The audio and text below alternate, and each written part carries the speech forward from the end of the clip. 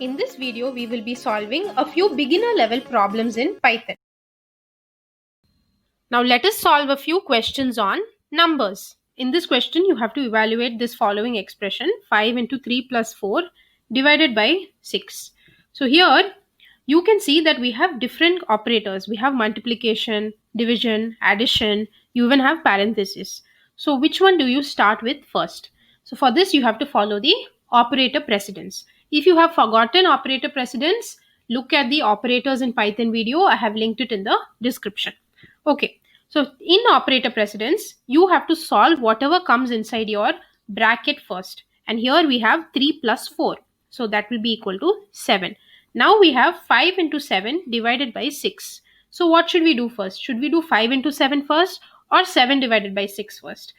Now the problem here is that multiplication and division, both of them have the same precedence. So for that we will follow left associativity, which says whatever operator comes first, when I look from the left, I have to start with that. So here I have multiplication that comes first when I start from the left. So I'll start with multiplication. So I'll do 5 into 7. I'll get 35 divided by 6. Then you will get the answer in decimal. It will be some 5.8 something. After you solve this on paper, go check if your answer is correct on your Python shell. Do not immediately go and type this expression in your Python shell. So the next question says, get input from a user in seconds and convert it to minutes and seconds format. So for example, if the user gives me 160 seconds, I have to give the answer as 2 minutes and 40 seconds. So what are the steps I have to do for this? First, I have to get the input from the user. This we haven't previously done in any of the videos. So in this video, I will show you how you can get input from the user. Then you will perform a few mathematical calculations on this input so that we will get the output in the desired format. And then the last step is to just print the output in the desired format. So I have to get seconds from the user. S will be the variable where I'll get the input from the user. First, you have to specify the kind of input that you're getting from the user. In this case, I'm getting an integer input. Then you have to say input. But I have to tell the user that user, you have to enter so and so input. So I have to show a text to the user. So that I will have to put in between this brackets. And I'll say enter input. So when I press enter, it says enter input. So I'll enter the input as 160. When I check S has the value 160. Now with this, I have to calculate minutes and the seconds. Minutes, we know that 60 seconds has 1 minute. So in order to calculate for 160 seconds, I have to do 160 divided by 60. If I do S divided by 60, I will get a float answer. But I want the remainder to be displayed as seconds separately. Like I don't want 2 point so and so minutes. I want 2 minutes and 40 seconds. I only want an integer value for minutes. So for that, I will do this. Now the other value is the remaining seconds. So how will I do that? I will use the modulus operator and I will get the remainder. Now here you can see I have written answer is open braces, close braces, minutes, and open braces, close braces, seconds. So what is this open braces, close braces for? The answer is will print the usual way. It will just display the string. But here, when it comes here, it will look for a value. So here it's empty. So it's searching for a value. And where will it get the value from? From this. So these are the variables that I have used for calculating my minutes and seconds, and I have put them here. Now it'll look at the first set of braces, look at the first variable that is put inside this dot format, and this goes here. Then it goes through this, checks the second set of braces, looks for a second variable, and here it sees S1, so then it puts the value here. Now if you see, the answer is 2 minutes and 40 seconds. Now let us solve a few questions on strings. So the first question says, in the string fruit, you have to obtain the letter U using forward indexing and backward indexing. If you have forgotten what forward indexing and backward indexing is in Python, go check the strings in Python video. I have explained this topic in detail. I have to get U using forward indexing and backward indexing. So forward indexing, F is 0, R will be 1, and U will be 2. So I have to do string of 2 and I'll get U. For backward indexing, t will be minus 1, I will be minus 2, u will be minus 3. So I'll do string of minus 3 and I'll get u. So the next question is, from the string ABC980, you have to extract only 980 from the string. First thing that we have to do is find the position of 9 from where 9 starts. So that will be the start index.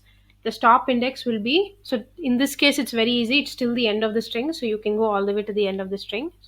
You don't even have to specify the stop index. So first I have to find the position of this 9. So how will I do that? I'll use the find function. 9 is in the third position. So in order to slice this, I'll start from 3. This is my start index.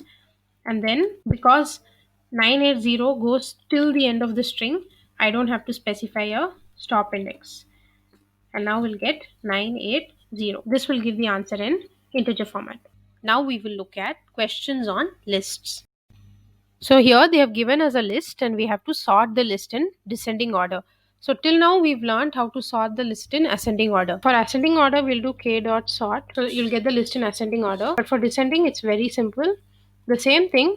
All you have to do is you just have to say reverse equal to 2. You'll get 4 3 2 1. So here 0 comma high is inside another list. You have to change high to hello. Now if you see, this is a bit tricky because you have a nested list, a list inside a list. So in order to access high, first you have to access the nested list's position and then you have to go and access high inside the nested list. First you need to go to the list where your high is present. Now if you look at the list where this high is present, it's present in the second index. So 0th index you have 1, in first index you have 2, second index you have 0 and high. If I say m of 2, I'll get 0 and high. From this list, where is high? It is in the first index. So for this I should do m of 2 1. I'll get high. Now I have to go and convert this to hello equal to hello. Now when I print m, I'll get 1, 2, 0, hello. The last topic we will cover is dictionaries. In this question, you are given a dictionary and we have to get the element 4. First, we have to locate the dictionary where 4 is present, and then in that nested dictionary, you have to locate 4.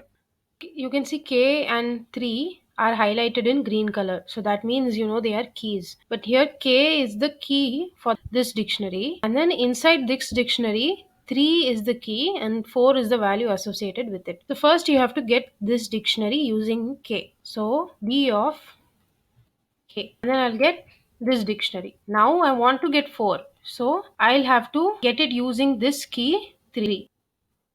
Now I'll get 4. This is similar to what we did for nested lists, but I just wanted to give this example so that you'll know that here we are not using indices, we are using the keys. Question says you have to find the maximum and minimum value from a dictionary, and I've specified that the dictionary should only contain numbers. This is because in a dictionary you can have strings, you can have integers, etc. So finding minimum and maximum value from a dictionary that has strings and numbers will be meaningless. Here I'm getting the input for the dictionary from the user, and I've specified the statement that I want the user to see, which is enter a dictionary. But you can notice that I have not specified the type here. So what I had forgotten to mention earlier was that if I don't mention the type, if I don't mention the data type, whatever data you enter, Python will assume that it's a string. When I put int before this or when I put list before this, it is basically typecasting the string that you're giving into that particular type that you want. Now, in case of dictionaries, we cannot typecast a dictionary into a string.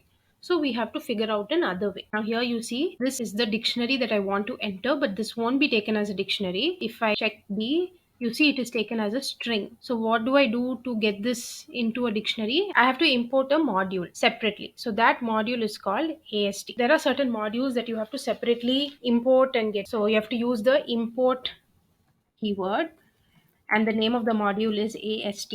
So after this, in the module AST, we are going to be using this function literal underscore eval. So this is what will convert my string into the dictionary. So my string is D and the dictionary will go into this variable. So now if I check dict, I will get it in the dictionary format. My main goal was to get minimum and maximum value from this dictionary. I will put all the values into a list and that list is going to be H.